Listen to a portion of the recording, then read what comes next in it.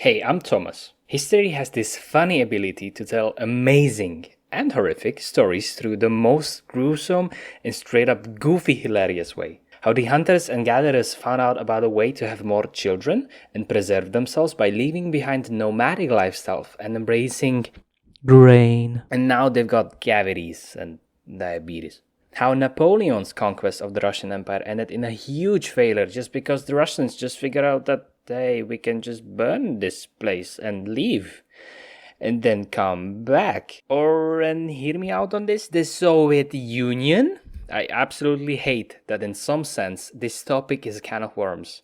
You open it, the can is all over the place now. You can't criticize it, you can't be mad at it, you can't comment on it. The worms are here to stay, and don't you dare say anything bad about the worms. No, but really, history has seen some really bad states. Some really bad, mean, ugly people.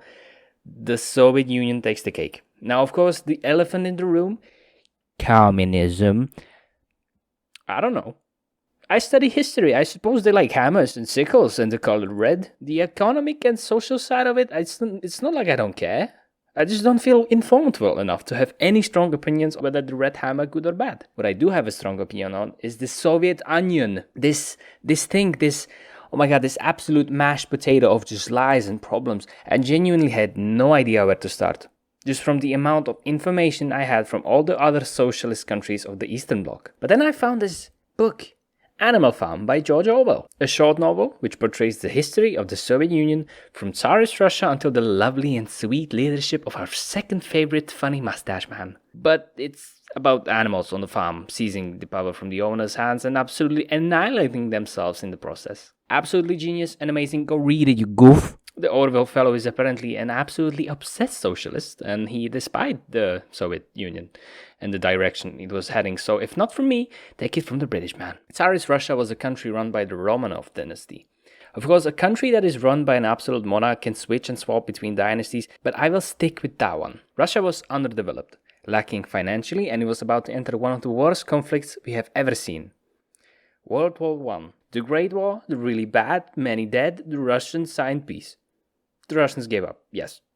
You could argue that they played a significant role in the war when they declared war on Austria, because this boyo shot that boyo, and that boyo was like an important boyo and stuff. After that, Russians kicked the dirt in the war. It was absolutely terrible. There is no way you can convince me anyone that the Tsar, the actual monarch, being in the trenches with you is any better than any normal competent army leader. Russia was seeing red. A whole lot of red. That is where you can see Exhibit A. Lenin's reign. Tsarist Russia was by no means a happy, fun time, yeehaw kind of place, but I'm not gonna lie. Europe in the 19th and at the start of the 20th century itself was just not a happy, fun time, yeehaw kind of place. Not if you're just an ordinary fellow of the middle working class. Sickness is still not fun, since who would wash their hands? Germs weren't even invented yet. The working hours were terrible. In most of the European countries, you really have no say in the question of governing the state. Dude, they don't have the internet there. Of course, it's kinda cringe. But Tsarist Russia was still livable. It was being very poorly managed, but it was by no means the absolute worst place in the world. Also, depending on where you live, because, Siberia is a thing, apparently. But Lenin's Russia, or well, the Soviet Union is what I'm gonna call it from now on, since it also had bazillion different names, was kinda okay. Things were looking that they were heading for the right direction. Factories were being built, the economy was still not in a full swing of socialism, so the country would heal itself financially. The question of gay marriage was on the table in the Soviet Union. He also created the secret police, propaganda, and seized all privately owned business so the state would handle it. Surely nothing wrong can come out of that. Exhibit B. Stalin. 1922 was an absolute goofster of a year. The Italian bad boys got into power, the last Californian grizzly bear was shot. And then this guy manipulated, lied, straight up absolutely goofed his way into power. Where do I start? Socialism in one country, scratch that. Stalinism in my country. Socialism, communism, and all of your other isms are gone. Throw it out of the window, we still have them. Everything went south. The best way I could describe it is a gangster state. I would call it an absolute monarchy coming full circle from the Tsarist Russia, but you would certainly know that there would be another guy taking the place of the king, not with Stalin. He's everywhere, and he will stay there forever. The cult of personality was exceptional. It is so exceptional that I am certain there will be people watching this video and not agreeing with me.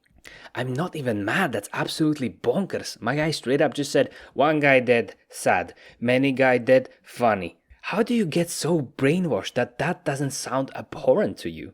The economy took a dolphin dive because the people that would work there are dead or hungry or not even there anymore. They're in Murmansk Oblast playing chess with polar bears because they said that Stalin can be kind of cringe sometimes. Culture was Stalin. History was Stalin. Good, Tsar, bad. Technology, any way that Stalin can stay Stalin. You want to be part of the Politburo. You don't even need to have the ability to spell the word socialism, comrade. Just laugh at the man's jokes. Just watch the death of Stalin. You'll thank me later.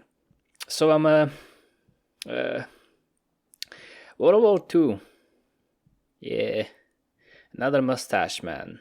It took days for Stalin to send out any orders after he learned that the Germans had started to march on the motherland soil. He was absolutely front page story of delusion. He was the front header of delusion. He was paranoid. He was absolutely disassociated from any human empathy. And I didn't even get into his personal life. I genuinely don't see any other way to describe him. Honestly, don't see any way someone could argue with me that this wasn't a waste of human lives, resources, and maybe, just maybe, if he wasn't there at the top, socialism would actually have a chance to prove itself as a viable system for society. You see, some aspects of the socialist or communist economy was implemented in the medieval times. It's not that hard to imagine. You share the stuff you produce. You do not export it. Except to the Genghis tax. You have to make do with the services you are providing to yourself. You make decisions collectively, and there really isn't a class difference between the people, because they're all under a king, so there's two classes then, I suppose. But a medieval village is like at least two people in the village. It wasn't the scale of the biggest country on earth. If you mess up with this system, on a smaller scale, people die. It's horrible. If you mess up on the scale of Soviet Union, the freaking carbon footprint of the world is reduced because so many people died. Exhibit C, the cringe Soviet Union. After Stalin's death, people were absolutely shocked at the realization of what the next leaders after him said. They said he was a monster. What? De-Stalinization was in fashion, but the brain-dead lying, scheming, and horrible administration prevailed. People emigrating from the US to the Soviet Union because they believed this was their ideology were absolutely appealed by the state the nation was in compared to the West. Absolute clown fiesta. Living conditions? Why yes, buy an apartment with the size of a ping-pong table. Wanna buy something in the store? Basically any general good, or maybe even luxurious good like a TV? A car? A fridge? You best hope you have a connection to some sort of a party member, because it's gonna take some time to get approved by the Supreme Soviet, or even brought up in the store in the first place. Yes, they had those things. You could freely decide to get them, and sometimes the services were even free. They were usually made in the States, so the quality was questionable at best. Oh yeah, and wanna speak your mind freely? Why yes, Siberia, you can do it there. The Chernobyl accident? Yeah, let's sweep that under the rug. No one needs to hear about the potentially world-ending accident. Lend-leasing war equipment to other governments and terrorist organizations because the US president thinks I'm a goofster? Yes, please. Now you don't need to continue typing the mean comment. I know, the US wasn't perfect. Cold War was a dirty, mean business, but like, come on. You are really defending the devil here with the delusional vision glasses. And of course, let's not forget about our allied states that are absolutely not just our puppets and love us very much. We cherish them and they are not rebelling against us right now as we speak. My point is, this country was a failed state from the very start. It absolutely inhaled lives of people in one singular sweep. It destroyed so much of the Russian and other nations' heritage, culture, and know-how. It continuously tried to hold on to the title of one of the world's superpowers while being knee-deep in underdevelopment. How can anyone in his right mind defend or be nostalgic to this place is beyond me. Wait, what's that? Oh, it collapsed. Wait, let me see. The puppet states are free, and they're having their first free elections after decades. Totally new nations are appearing with their own states, and yep, that's capitalism. Still not the absolute perfect way to handle society, but hey, we are at least getting somewhere. Everyone knows that we have to return to monkey. Oh yeah, I almost forgot. I wanted to see what the next gooster is sitting on top of the now Russian Federation's post of president. Oh. Oh. Well, off to the bomb shelter I go again. Bye.